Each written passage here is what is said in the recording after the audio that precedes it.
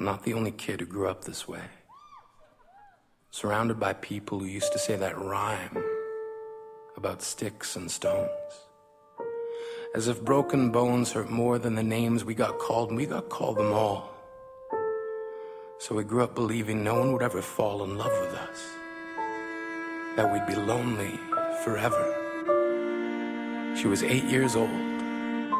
Our first day of grade 3 when she got called ugly. We both got moved to the back of class so we would stop getting bombarded by spitballs. But the school halls were a battleground where we found ourselves outnumbered day after wretched day. We used to stay inside for recess because outside was worse. Outside we'd have to rehearse running away or learn to stay still like statues, giving no clues that we were there in grade 5. They taped a sign to the front of her desk that read, "Beware of dog."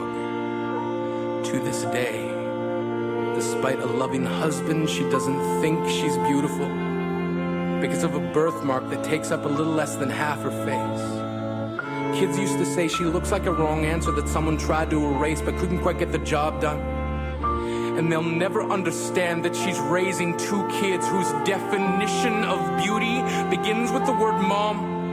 Because they see her heart before they see her skin. Because she's only ever always been amazing. He was a broken branch grafted onto a different family tree. Adopted. We weren't the only kids who grew up this way. To this day, kids are still being called names. The classics were, "Hey, stupid. Hey, spaz." Seems like every school has an arsenal of names getting updated every year. And if a kid breaks in a school and no one around chooses to hear, do they make a sound? Are they just background noise from a soundtrack stuck on repeat when people say things like kids can be cruel? But I want to tell them that all of this shit is just debris. Left over when we finally decide to smash all the things we thought we used to be. And if you can't see anything beautiful about yourself, get a better mirror. Look a little closer. Stare a little longer. Because there's something inside you that made you keep trying despite everyone who told you to quit.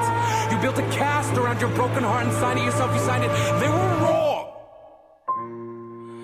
They have to be wrong. Why else would we still be here? We grew up learning to cheer on the underdog because we see ourselves in that. Not the faded echoes of voices crying out names will never hurt me. Of course, they did. But our lives will only ever always continue to be a balancing act that has less to do with pain and more to do with beauty. Brutal, mesdames et messieurs. Viva Danse de Saint-Eustache.